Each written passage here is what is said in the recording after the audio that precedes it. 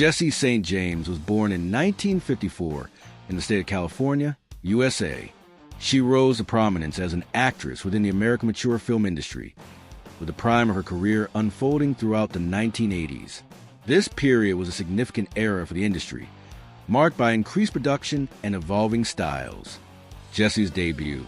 Jessie St. James became a recognizable face during this time, known for her performances in a variety of mature films. Her filmography from the 1980s is extensive, reflecting the prolific nature of the industry during that decade. While specific details about her entry into the industry are not widely publicized, her consistent work throughout the 1980s indicates she was a busy and in-demand performer. Interestingly, some sources note that she was often cast in roles portraying more mature or older women characters, even when she was relatively young, in her late 20s. This suggests a particular niche she may have filled or a typecasting that occurred within the casting processes of the time. Jessie St. James has a familial connection within the entertainment world, being the older sister of Linda St. James, who also worked as an actress. While their careers may have overlapped or differed in focus, this link is a notable biographical detail. Her standing within the industry during her active years is further highlighted by reports that she was considered for significant roles in prominent films. One frequently cited example is that director Curtis Stevens initially wanted her for the lead female role in the film Taboo. However, she reportedly declined the part, which subsequently went to another actress, Kay Parker. This detail underscores that Jessie St. James was a respected figure and a primary consideration for notable productions. Throughout the 1980s, Jessie St. James appeared in a wide array of mature film titles. Some of the films listed in databases and industry resources that feature her include Talk Dirty to Me, 1980, Indecent Exposure, 1981, Vista Valley PDA, 1981, Casanova 2, 1982, Oriental Hawaii, 1982, Center Spread Girls, 1982, Sound Love, 1982, Her Wicked Ways, 1983, Silk Satin, 1983, and Matinee Idol, 1984. This list is not exhaustive, but provides examples of the types of films she participated in during her most active period. Her roles in these films varied, showcasing her performances in different scenarios and storylines that were characteristic of the adult film content of time. Jessie's personal life. Beyond her film work, limited personal details about Jessie St. James are widely available in the public domain. It is common for individuals in the mature film industry, particularly from that era before the widespread nature of the internet and social media, to maintain a degree of privacy about their lives outside of the professional work. One personal interest that has been mentioned in biographical notes is that her hobby is needlepoint. This offers a small glimpse into her private life away from the cameras. Recognition within the mature film industry often includes awards and nominations from various industry bodies.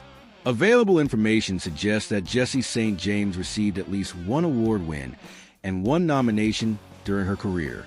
These acknowledgments would signify peer and industry recognition for her performances.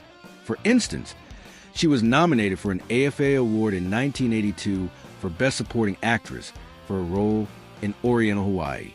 Later, in 1988, she was inducted into the AVN Mature Hall of Fame, a significant honor recognizing her contributions and legacy within the industry.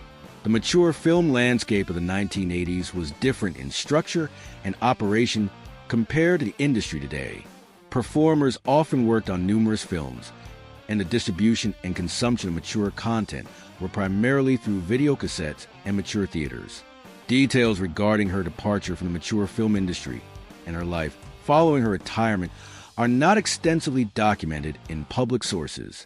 Many performers from that era transitioned into different careers or chose to live private lives away from the public eye.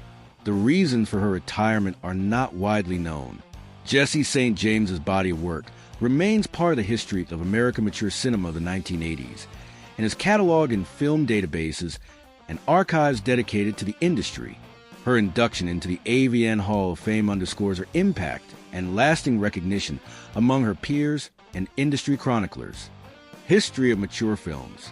Acting is an activity in which a story is told by means of an enactment by an actor who adopts a character, In theater, television, film, radio, or any other medium that makes use of the mimetic mode, acting involves a broad range of skills, including a well-developed imagination, emotional facility, physical expressivity, vocal projection, clarity of speech, and the ability to interpret drama. Acting also demands an ability to employ dialects, accents, improvisation, observation and emulation, mime, and stage combat. Many actors train at length in specialist programs or colleges to develop these skills. The vast majority of professional actors have gone through extensive training. Actors and actresses will often have many instructors and teachers for a full range of training involving singing, scene work, audition techniques, and acting for camera. Most early sources in the West that examine the art of acting, ancient Greek, pi kappa iota sigma iota, hypocrisy, discuss it as part of rhetoric. One of the first known actors was an ancient Greek called Thespis of Icaria in Athens. Writing 2 centuries after the event, Aristotle in his Poetics, c. 335 BC, suggests that Thespis stepped out of a dithyrambic chorus and addressed it as a separate character.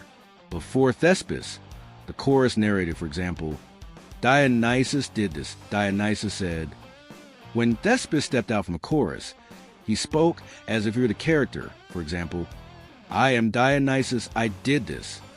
To distinguish between these different modes of storytelling, enactment and narration, Aristotle uses the terms mimesis via enactment and diegesis via narration. From the Greek actor Thespis' name derives the word thespian. Conservatories and drama schools typically offer 2 to 4-year training on all aspects of acting.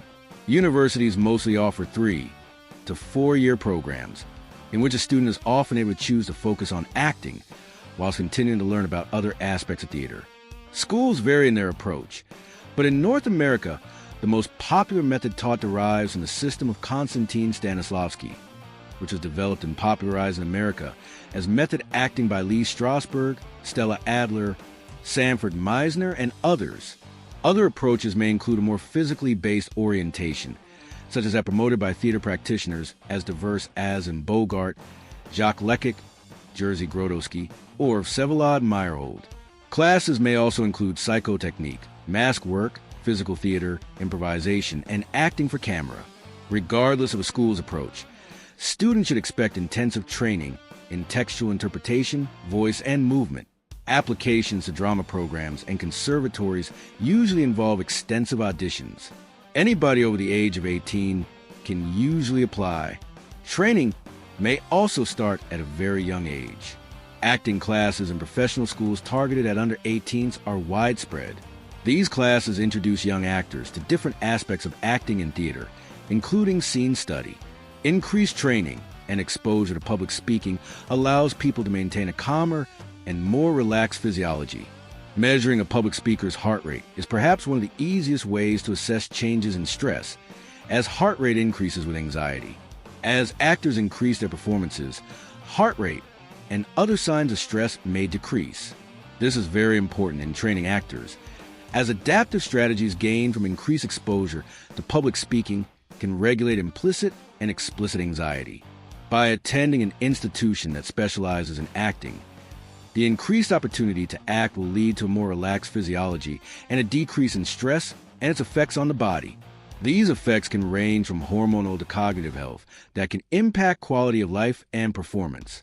Some classical forms of acting involve a substantial element of improvised performance. Most notable is its use by the troops of the Commedia dell'arte, a form of mass comedy that originated in Italy.